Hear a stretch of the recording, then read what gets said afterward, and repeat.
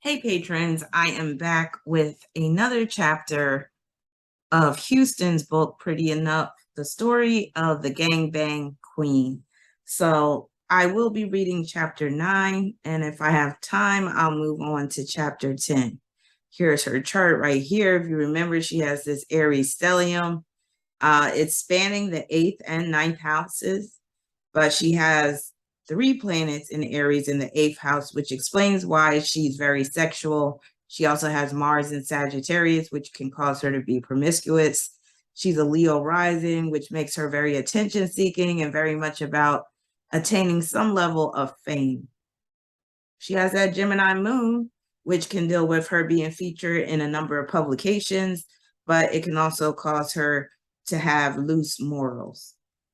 All right. Chapter 9 is entitled Dirty Dancing.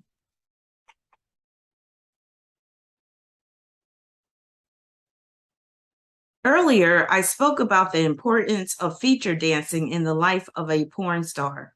32 weeks a year, 2 times a month, I'd find myself out on the road. Her being on the road quite a bit, that's that Gemini moon in the 10th house. Constantly flying, packing, unpacking, restocking 8x10s, buying Polaroid film, getting copies of my movies to sell, checking to see that the trunks containing myself weren't damaged. I would fly with 4 huge Rockstar cases, these big, solid, fluorescent yellow cases that cost me about $500 each, the type that bands used to carry instruments and lighting and such. I made sure they were a big, bright color because my whole set was in those things.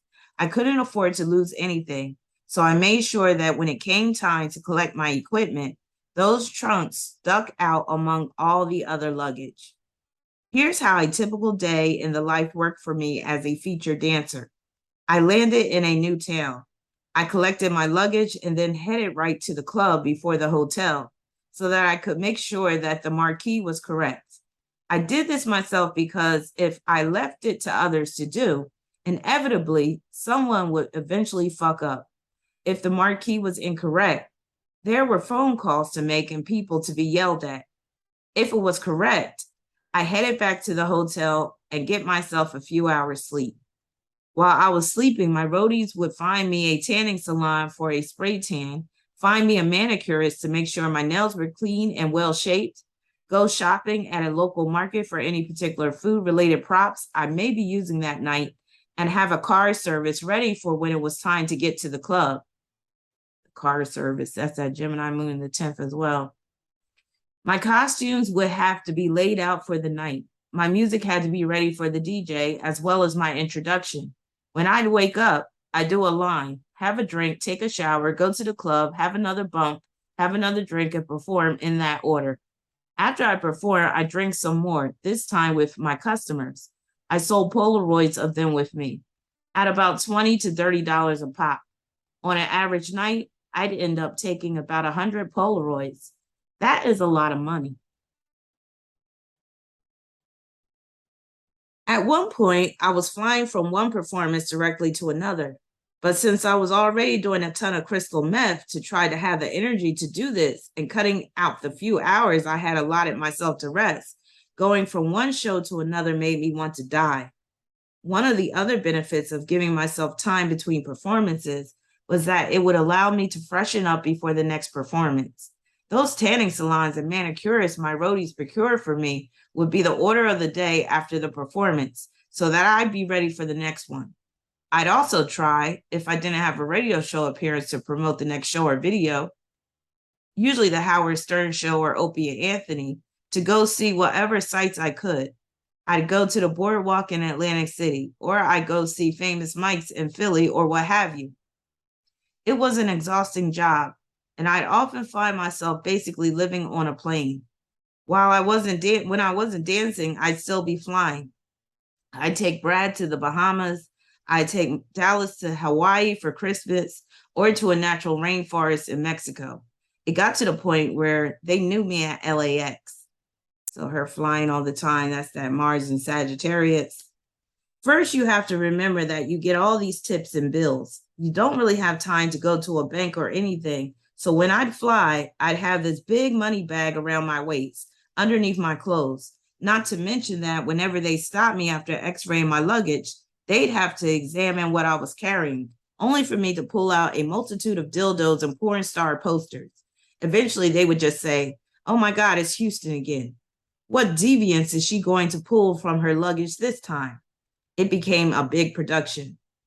Christina, whom I had talked about earlier, Dallas' godmother, was my roadie for a bit. There was this one time when we traveled to New York City for one of my featured dancing gigs, and we just had a blast. I remember going through the airport terminal, sneaking drugs onto the plane. She put a joint in her bra strap when we went through the x-ray, and I had cellophane wrapped meth hidden up my pussy. When we were on the plane, we did lines in the bathroom, then came back out and got one of those tiny cocktails from the flight attendant. We were just giggling like schoolgirls, zonked out of our minds. Good times, man. For my actual shows, I went all out. There was a reason I needed my 4 fluorescent yellow gig trunks. I mean, one of them was completely filled with shoes, high heels, open toes, hooker boots, you name it. I would vary my performances as much as possible so that the audience never saw the same thing twice. I dress up like a waitress with props like a milkshake, hot dogs, and fries, and strip off my clothes in a 1950s diner-themed routine as I made a hot fudge sundae all over my naked body, pouring the chocolate syrup between my breasts and asking the men in the crowd to lick it off. I already talked about how when I was promoting the gangbang, I'd come out of a wedding dress to like a virgin, and after I'd strip, I'd invite men in the audience to eat wedding cake out of my butt.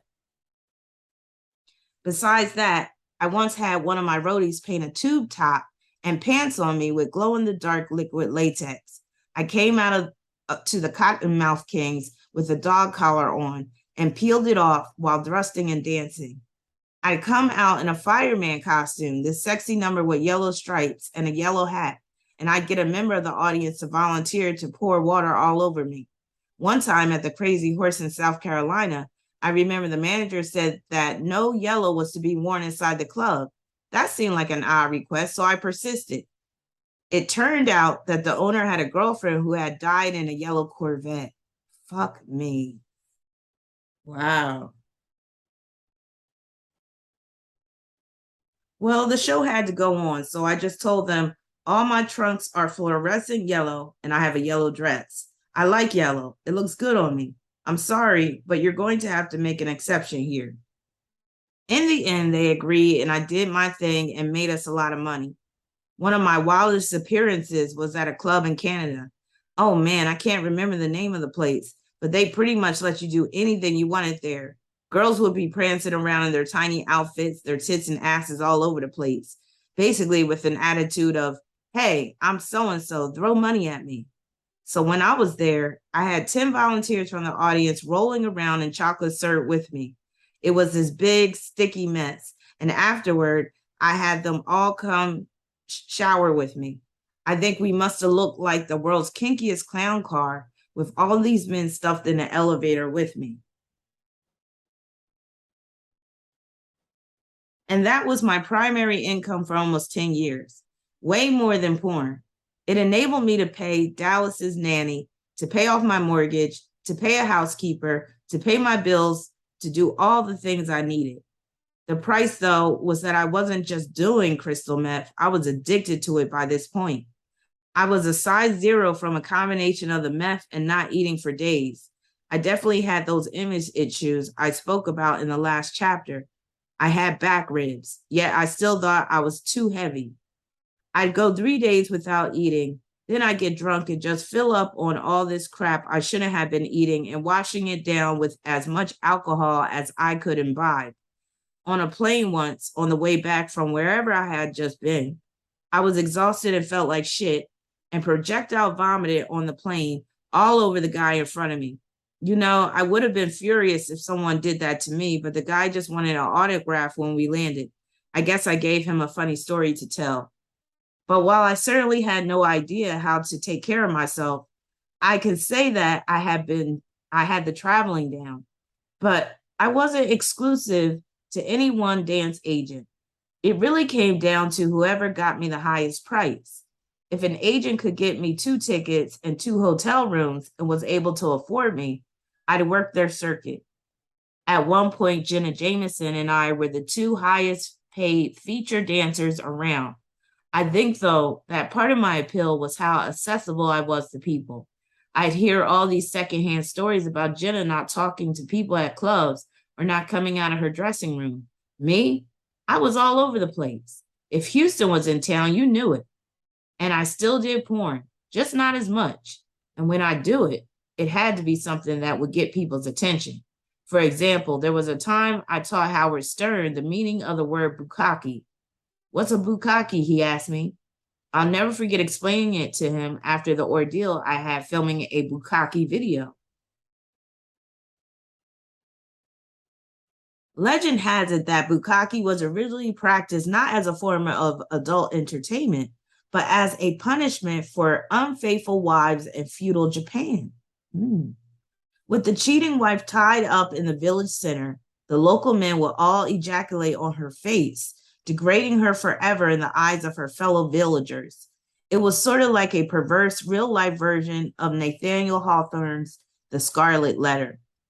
With this built into Japanese culture, in the 1970s, it found its way into Japanese porn, growing in popularity over there until becoming its own genre into the 90s.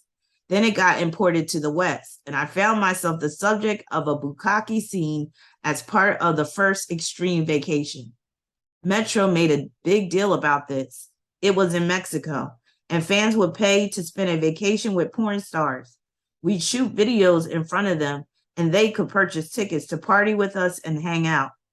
There was an all-girl bang-off. It was a big thing for the fans.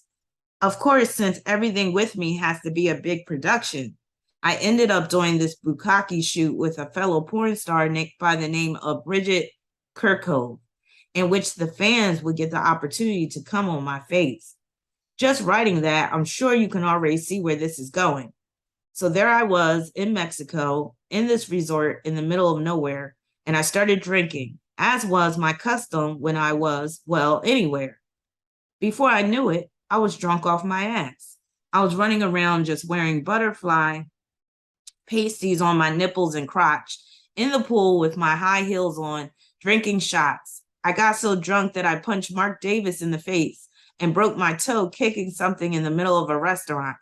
It turned out that I was drinking Mexican moonshine and didn't know it. I don't remember that night. In fact, I don't even remember the toe breaking.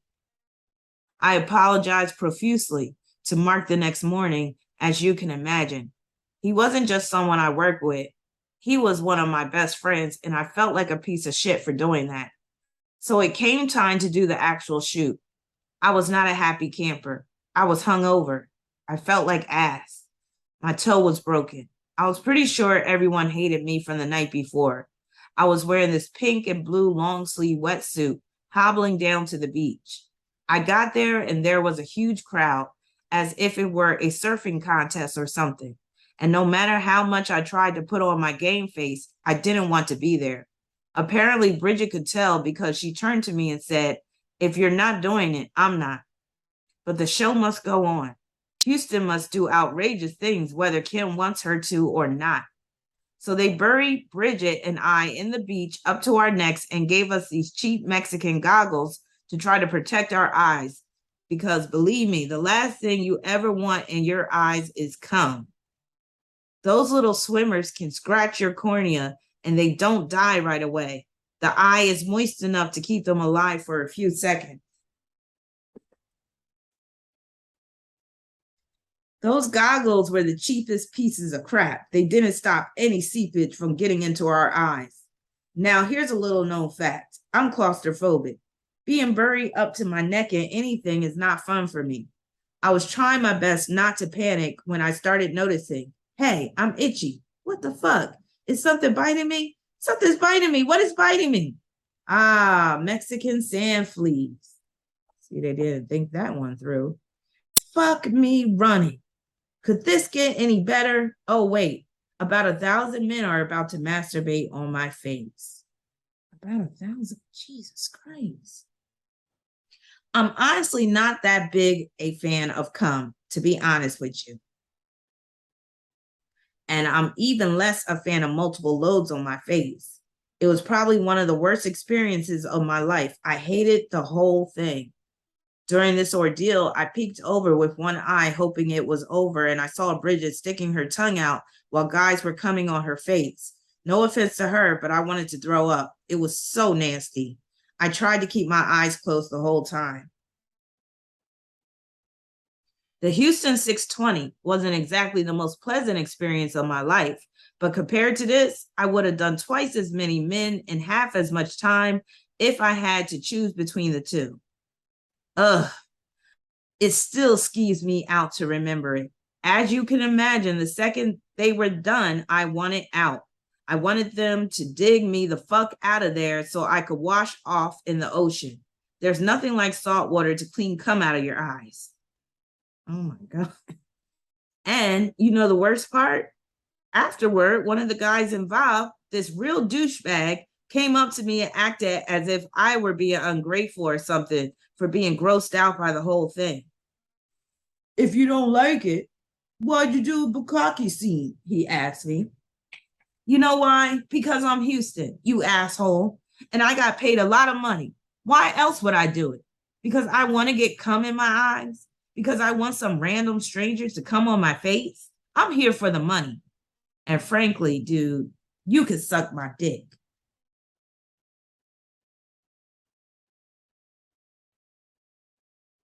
So that concludes chapter 9. I'll stop right here. I'll be back soon with chapter 10. We're going to get through this book this month, hopefully. And if not, definitely we'll finish it by next month. So stay tuned for another chapter of Houston, Pretty Enough, the story of the gangbang queen. But before I go, let me just reiterate certain things in her chart. Just the whole gangbang theme that's coming from Aquarius on the 7th with Jupiter conjoined to Uranus. And then she has Sagittarius on the 5th with Jupiter conjoined to Uranus. And those two planets are conjoined to her Libra South Node. That's basically where anybody can get it. Her basically making the money through the photographs, those, going to the strip club and doing the Polaroids and selling those. That's Mercury and Pisces ruling that second house. So yeah, she had a crazy life. So stay tuned for more. Take care.